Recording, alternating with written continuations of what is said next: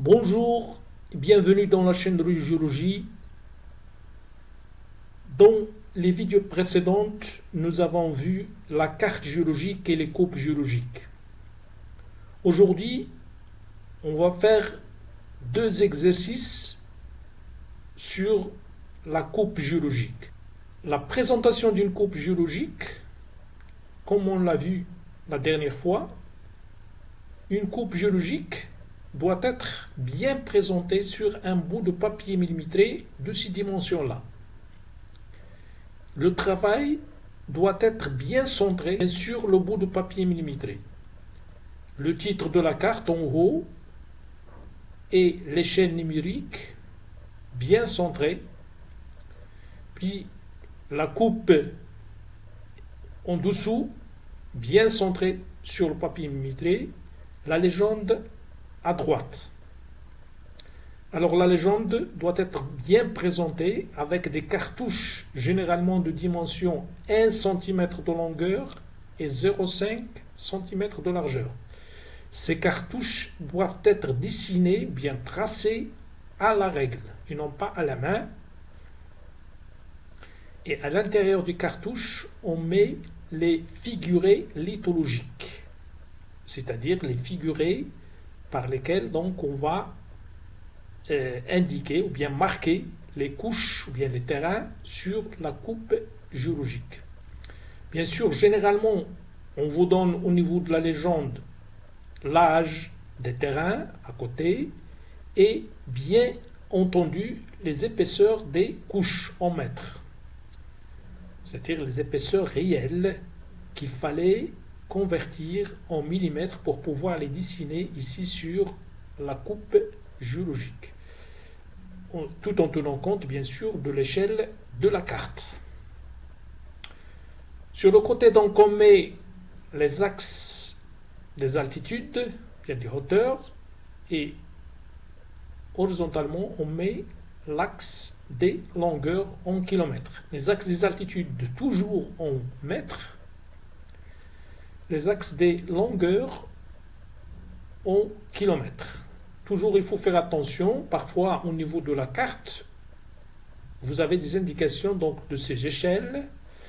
On indique donc l'échelle des longueurs et l'échelle des altitudes ou bien des hauteurs.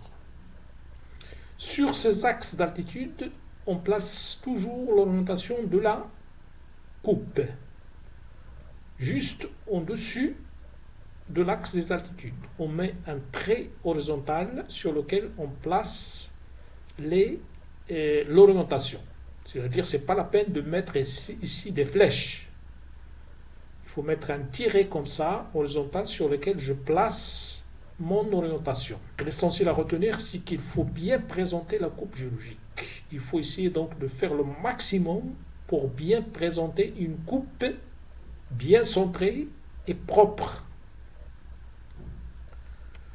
Le premier exercice qu'on va voir, c'est cet exercice-là. Donc ici, vous avez une carte, soi-disant une carte ou bien un bout de carte géologique, même si ce n'est pas bien fait.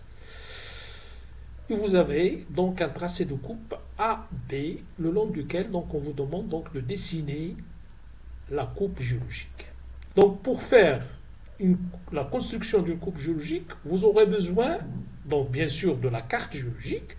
Vous aurez besoin du tracé le long duquel on vous demande de faire la coupe géologique et vous aurez besoin absolument d'une légende. La légende, comme j'ai dit, c'est des cartouches dans lesquelles vous avez donc des figurés qui indiquent en gros, comme on a vu la dernière fois, la lithologie des terrains. Bien sûr, là, au niveau de la légende, donc les cartouches ici sont posés selon leur âge, c'est-à-dire les terrains anciens en bas et les terrains récents en haut. Donc on vous donne donc les notations des terrains, on vous donne également, comme j'ai dit tout à l'heure, les épaisseurs des terrains. Ici on n'a pas les épaisseurs parce que on sait qu'on peut dessiner la coupe géologique avec des épaisseurs approximatives. Mais généralement on vous donne des épaisseurs ici, qu'il fallait, comme j'ai dit tout à l'heure, de convertir épaisseur réelle ici, qu'on convertit en épaisseur sur la carte, c'est-à-dire en millimètres. Bien. Donc, ici, la carte, je dis, c'est pas bien dessiné parce qu'en principe, sur une carte géologique, on a des couleurs, on n'a pas des figurés, alors qu'ici, vous avez des figurés qui caractérisent donc les terrains ici. On a utilisé les figurés tout simplement parce qu'on ne peut pas utiliser les couleurs, parce que quand on va faire la reproduction de la carte, des photocopies, etc., donc les couleurs elles peuvent être abîmées, ils ne peuvent pas apparaître comme on veut. C'est pourquoi donc on a choisi ici les figurés au lieu des couleurs. De toute façon, donc c'est un petit exercice. Donc l'essentiel c'est de savoir comment faire la coupe géologique. Donc vous avez tous les éléments qui vont vous permettre de construire la coupe géologique le long du tracé AB. Alors la première chose à faire bien sûr, comme on a déjà vu, c'est dessiner le profil topographique le long donc, de votre tracé AB. Donc pour dessiner le profil topographique, donc, il faut regarder les courbes de niveau qu'on a représentées ici en tiré.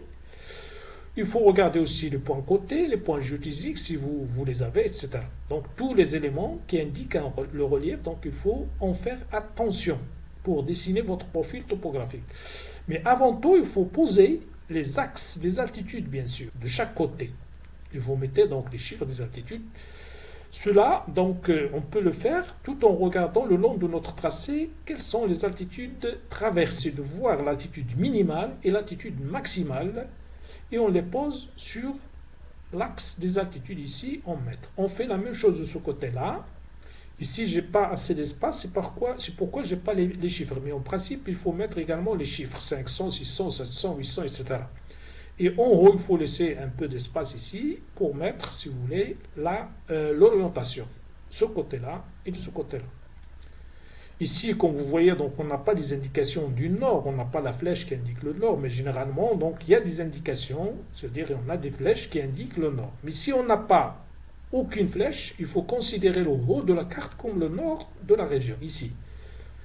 Ou bien là où vous avez le titre, c'est le nord de la carte. Donc si c'est le nord ici, donc ici notre coupe ici, elle est orientée est-ouest.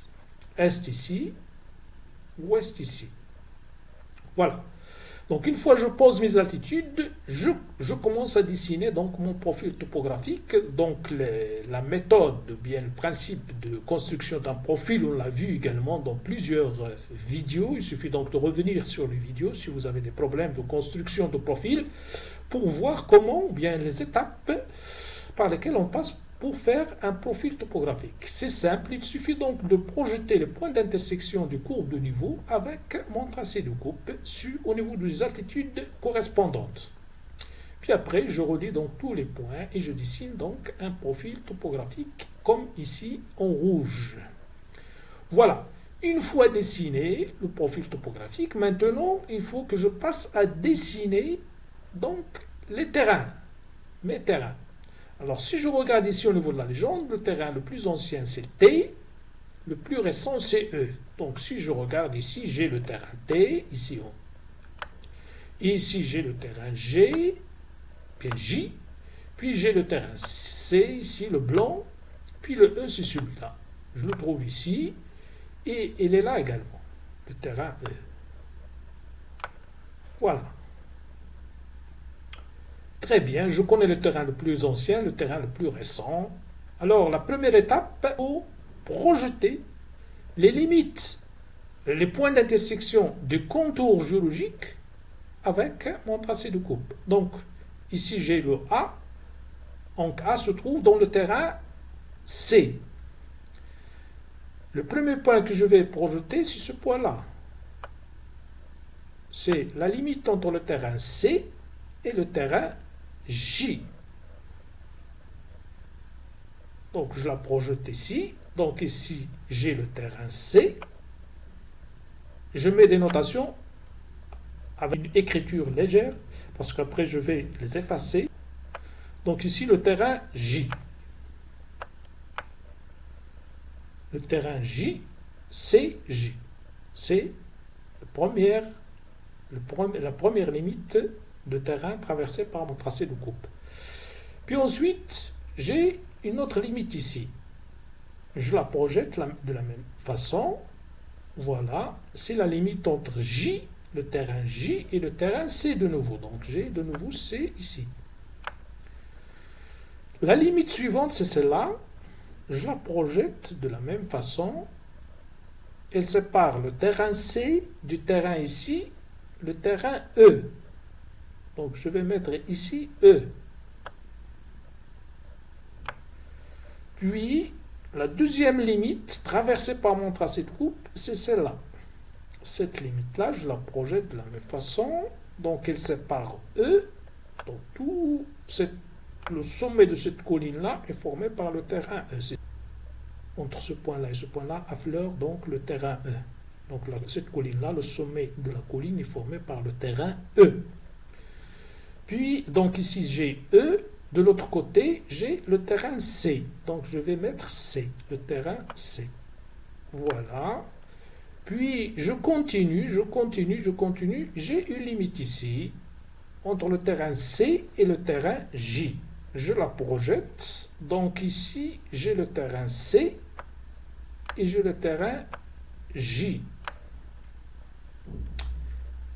Regardez ici, donc la même chose ici, entre ces deux points-là, ces deux points d'intersection, si vous voulez, entre le contour géologique et le tracé de coupe, toute cette zone-là est occupée par le terrain C, c'est-à-dire affleure le terrain C. Toute cette zone-là, c'est le terrain C qui affleure. En surface, hein. Donc ces projections-là, donc je projette ce que j'ai en surface. Je ne vais pas faire attention à ce qui se trouve en profondeur pour le moment.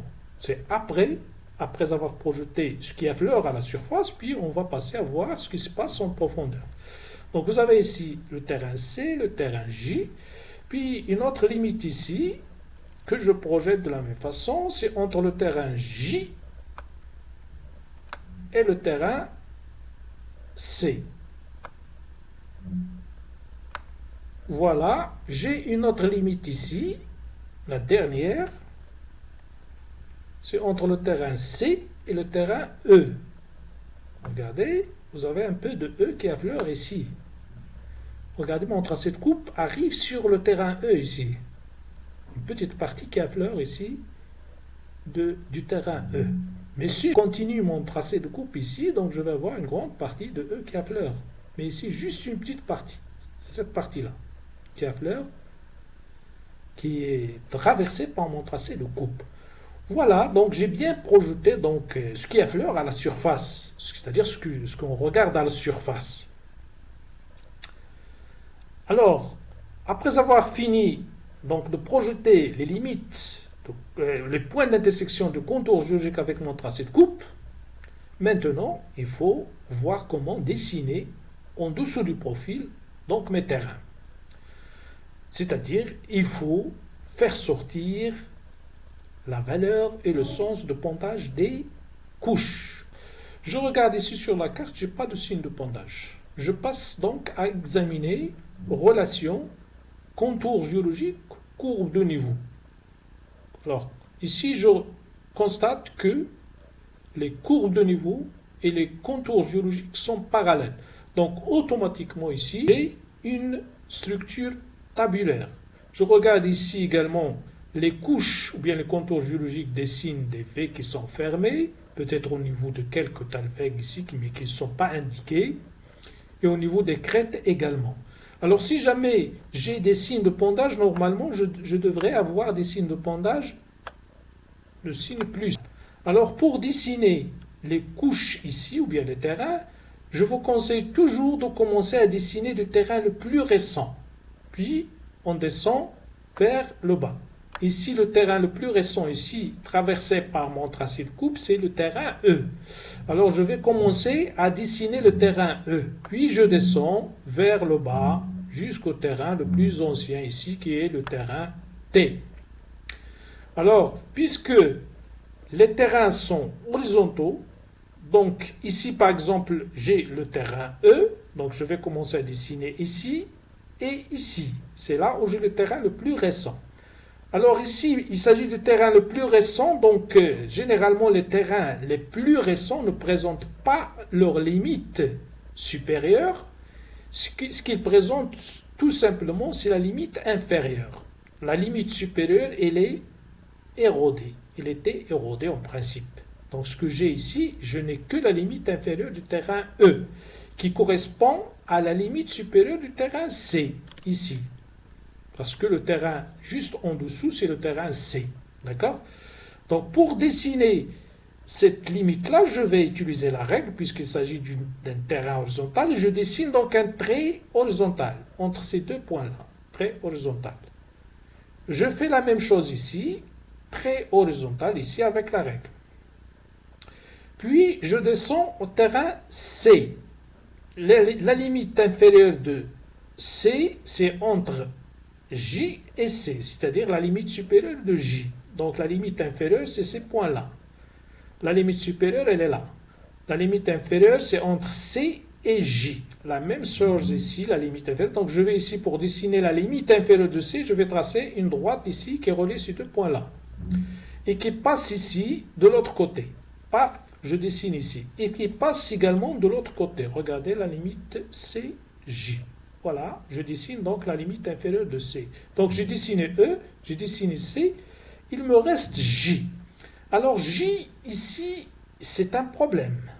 Parce que je ne peux pas dessiner la limite inférieure de J. Parce que je n'ai pas la limite supérieure de T. Je n'ai pas la limite supérieure de T et je n'ai pas la limite inférieure de J. Donc, c'est presque impossible de les dessiner. Mais je peux la dessiner si je connais l'épaisseur de J.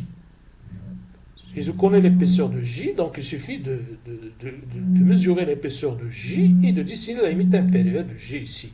Même chose pour le terrain T. Le terrain T également, je ne peux pas le dessiner parce que je ne connais pas son épaisseur. Et c'est un terrain qui se trouve en profondeur, ne fleure pas en surface.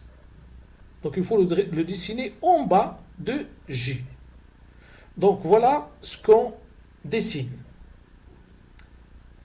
Donc les limites qu'on dessine, ce sont donc ces limites-là. On a pris donc une épaisseur approximative de J et on a dessiné donc sa limite inférieure. Alors pour le T également, donc j'ai pas l'épaisseur de T. Donc il suffit de tout simplement mettre un peu de figuré de T ici en bas. Pour marquer donc l'existence du terrain T en bas.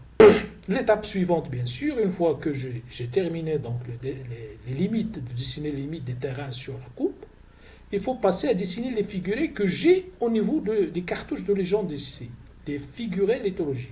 Je les dessine et la manière ou bien la façon à laquelle il faut toujours faire attention, c'est que les figurés doivent être parallèles ou bien perpendiculaires aux limites de couche, selon le type que vous avez ici. Par exemple, ici, les argiles, par exemple, c'est parallèle aux limites de couche. Pour les calcaires ici, vous avez des lignes qui sont parallèles, vous avez des lignes qui sont perpendiculaires aux limites de couche. Donc, il faut les dessiner correctement. Je peux également continuer, c'est-à-dire mettre en tiré les limites qui ont été érodées. Donc, ce qui est en tiré ici, c'est ce qui a été érodé, mais avant, les limites étaient ici, avant l'érosion. Peut-être également la limite supérieure de E, il était quelque part ici en haut, avant l'érosion. J'ajoute donc les figurés, voilà donc ce que je vais obtenir. Donc je mets donc les figurés ici, puisqu'il s'agit donc d'une structure tabulaire, il n'y a pas de problème. Donc ici, je peux dessiner correctement mes figurés. Comme je vous ai dit tout à l'heure, en bas ici, je ne connais pas l'épaisseur du terrain T, donc il suffit de mettre un peu de figurés tout simplement, pour marquer que le terrain T existe en profondeur. Toujours donc, il faut faire attention, les terrains les plus anciens, généralement, on n'arrive pas à leur limite inférieure. Pour les terrains récents, généralement, leur limite supérieure, elle est érodée. C'est le cas ici du terrain E. C'est pourquoi, généralement, au niveau de la légende, pour les épaisseurs, on met épaisseur avec un point d'interrogation. C'est-à-dire, on ne connaît pas l'épaisseur exacte du terrain. La même chose ici, en haut, pour l'épaisseur, on met un point d'interrogation parce qu'on ne connaît pas la limite supérieure donc, du terrain. Voilà donc ce qu'il faut faire pour donner ou bien pour construire la coupe géologique le long du tracé AB. Alors comme je vous ai dit tout à l'heure, il faut mettre une orientation ici. Ici on n'a pas d'indication du nord, mais généralement si vous n'avez pas d'indication de nord, c'est là où vous avez le titre, c'est le nord de la carte. L'exercice suivant maintenant, la même chose, vous avez un bout de carte géologique, vous avez une légende ici, et vous avez votre tracé de coupe AB. le long duquel il faut faire la construction de la coupe géologique, ici en bas, sur un bout de papier millimétré. Le terrain que vous avez, c'est le terrain que vous avez eu ici, T, S, R, Q, P. Alors, au niveau de la légende, si on regarde au niveau de la légende, donc le terrain le plus ancien, c'est le terrain U. Le terrain le plus récent, c'est le terrain Q. Alors ici, normalement, c'est comme tout à l'heure, hein, donc il faut avoir des couleurs ici en principe, s'il s'agit d'une carte géologique. Ici, la notation des terrains aussi, en général, c'est avec des lettres minuscules, non pas majuscules. Mais ici, donc, on a utilisé ça arbitrairement, puisqu'il s'agit tout simplement d'un exercice. Donc, c'est pas grave. Mais en général, les notations, c'est toujours en lettres minuscules. Les lettres majuscules, on les utilise pour désigner, si vous voulez, les terrains quaternaires. Tout ce qui est récent est noté par des lettres majuscules. Maintenant, la même chose, donc il faut passer à dessiner le profil topographique. La première des choses à faire, donc vous avez ici les courbes de niveau, vous avez ici 200, 300, 400, etc., etc. Si je regarde le long de mon tracé de coupe, donc ici j'ai une pente. Basse altitude, haute altitude de ce côté-là. Donc j'ai une pente. Une pente donc comme ça. Voilà, ici, mon profil topographique. Après avoir dessiné le profil topographique, je passe à projeter mes limites d'affleurement, traversées par mon tracé de coupe. Donc la première limite, c'est celle-là. Je la projette, je vais la voir quelque part ici. Donc c'est la limite entre Q et R. Deuxième limite, c'est celle-là. Je vais la voir ici. Si je projette, je vais la voir ici. Donc c'est la limite entre R et S. Deuxième limite d'affleurement, c'est celle-là, c'est ce point-là. Donc c'est entre S et T. Je vais mettre T ici. La limite suivante, c'est celle-là, c'est ici, entre T et U. Voilà, j'ai bien projeté donc mes limites d'affleurement traversées par mon tracé de coupe, sans regarder quoi que ce soit. Donc vous projetez directement les limites d'affleurement traversées par le tracé de coupe sans faire attention à quoi que ce soit. Voilà. Une fois projeté, maintenant il faut que je passe à construire mes terrains. Pour construire les terrains, il faut connaître absolument valeur et sens du pondage. Je regarde ici, je n'ai pas de signe de pondage sur la carte. J'ai un talweg ici, indiqué par ces tirets bleus. C'est ce que j'ai. Et j'ai courbe de niveau, contour géologique. Si je regarde au niveau du talweg, les terrains, bien les contours géologiques dessinent des V. Des V qui sont relativement ouverts. Ici, et ici également, ouverts, regardez. Les contours géologiques également sont séquents par rapport aux courbes de niveau. Donc ici, j'ai une structure inclinée. Il n'est pas vertical, il n'est pas horizontal, il s'agit d'une structure donc monoclinale. Alors pour dessiner la coupe, j'aurai besoin de la valeur et le sens du pondage. Je n'ai pas d'indication, je n'ai pas de valeur, j'ai rien. Donc ce que je vais utiliser ici, la règle à laquelle je vais faire appel, c'est la règle des 3 points. La règle des 3 points, c'est tout simplement, il faut choisir 3 points sur une même limite, ou bien une même limite, voilà, la même limite d'une couche. Je choisis une couche, où je peux donc utiliser cette règle. Donc la couche qui m'apparaît un peu facile, sur laquelle je peux utiliser la règle des 3 points d'une manière facile, c'est cette couche-là, S.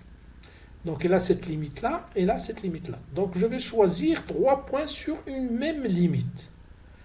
Un point qui correspond, par exemple, à une des limites d'affleurement, soit celle-là ou bien celle-là, et 2 points choisis de part et d'autre du tracé de coupe. Un ici de ce côté-là et un autre de ce côté-là, mais à condition de le choisir aussi sur la même altitude. La même altitude.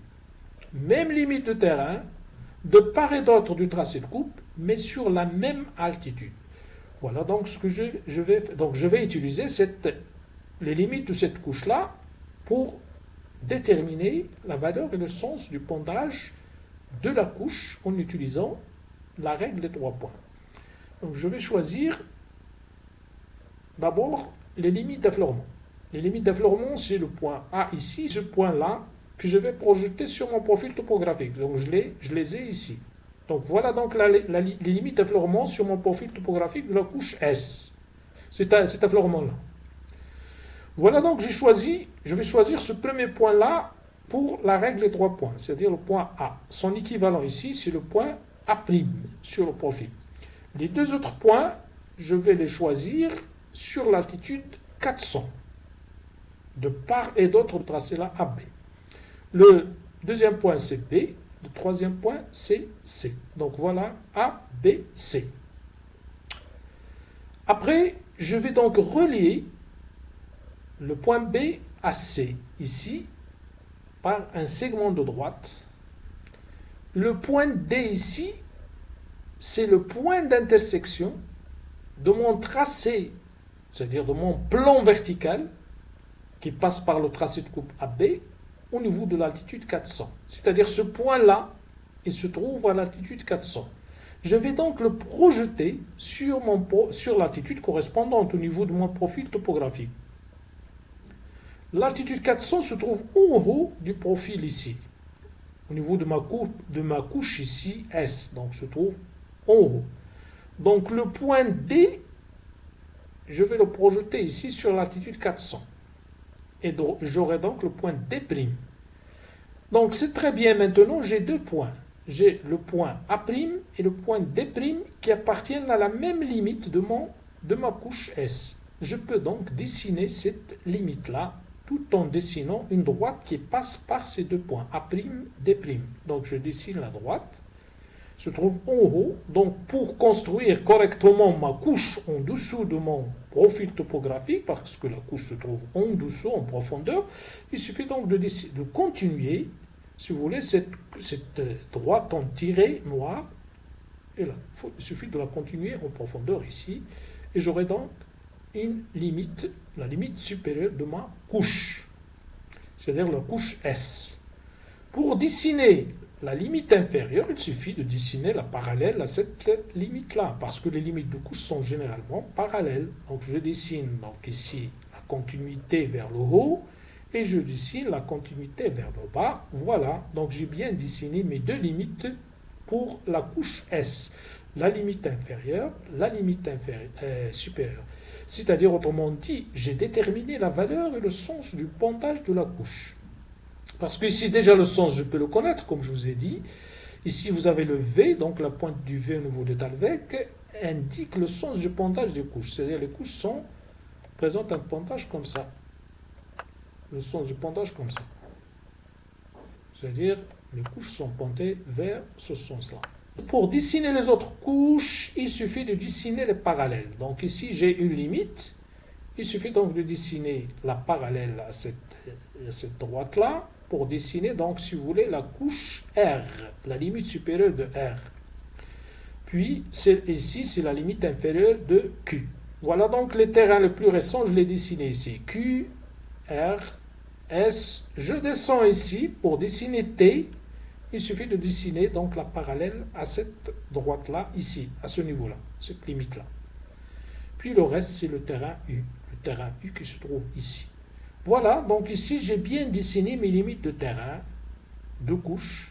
Il suffit maintenant d'ajouter les figurés à l'intérieur, tout en respectant la règle. Les figurés doivent être parallèles ou perpendiculaires au milieu.